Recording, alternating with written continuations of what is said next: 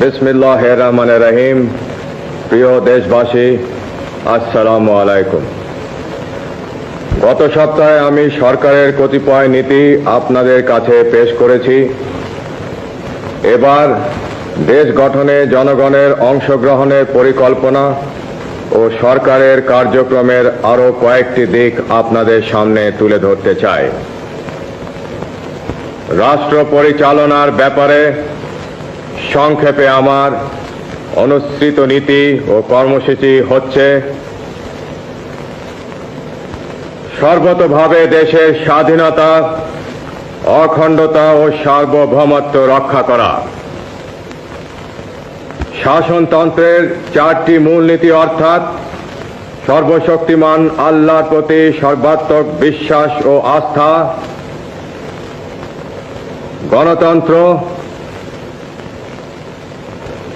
জাতীয়তাবাদ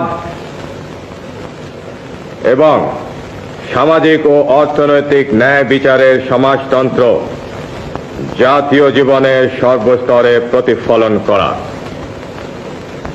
সর্বোপায় নিজেদেরকে একটি আত্মনির্ভরশীল জাতি হিসাবে গড়ে তোলা।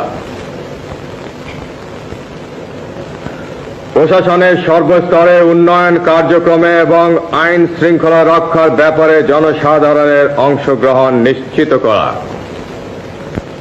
সর্বোচ্চ অগ্রাধিকার ভিত্তিতে কৃষি উন্নয়নের মাধ্যমে গ্রামীণ তথা জাতীয় অর্থনীতিকে জোরদার করা। দেশকে খাদ্যে স্বয়ংসম্পূর্ণ করা। দেশে কাপড়ের উৎপাদন বাড়িয়ে সকলের জন্য অন্তত মোটা কাপড় সরবরাহ নিশ্চিত করা। কোন নাগরিক যেন গৃহহীন না থাকে তার যথাসম্ভব ব্যবস্থা করা। দেশকে নিরক্ষরতার অভিশাপ থেকে মুক্ত করা। সকল দেশবাসীর জন্য ন্যূনতম চিকিৎসার বন্দোবস্ত করা। সমাজে নারীর যথাযোগ্য মর্যাদা প্রতিষ্ঠা করা এবং যুব সমাজকে সুসংহত করে জাতি গঠনে উদ্বুদ্ধ করা। দেশের অর্থনৈতিক উন্নয়নে বেসরকারি খাতে প্রয়োজনীয় উৎসাহ দান। শ্রমিকদের অবস্থার উন্নতি সাধন এবং উৎপাদন বৃদ্ধির সাথে সুস্থ শ্রমিক মালিক সম্পর্ক গড়ে তোলা। সরকারি চাকুরিজীবীদের মধ্যে জনসেবা ও দেশ গঠনের মনোবৃত্তি উৎসাহিত করা এবং তাদের আর্থিক অবস্থার উন্নয়ন করা। জনসংখ্যা বিস্ফোরণ রোধ করা।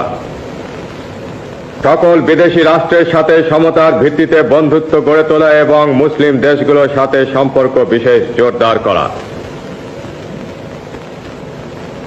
প্রশাসন এবং উন্নয়ন ব্যবস্থা বিকেন্দ্রীয়করণ এবং স্থানীয় সরকারকে শক্তিশালী করা।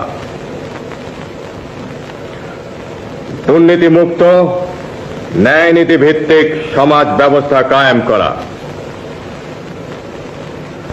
ধর্ম, বর্ণ, গোত্র নির্বিশেষে সকল নাগরিকের অধিকার পূর্ণ সংরক্ষণ করা এবং জাতীয় ঐক্য সংহতি সুদৃঢ় করা। আমার বিশ্বাস, এই নীতির ফলশ্রুতি হিসাবে ইনশাআল্লাহ দেশে সুখ ও শান্তি বিরাজ করবে এবং জাতি উন্নতির পথে দ্রুত এগিয়ে যাবে। গণতন্ত্রের প্রতি আমার অবিচল আস্থার নিদর্শন স্বরূপ আমি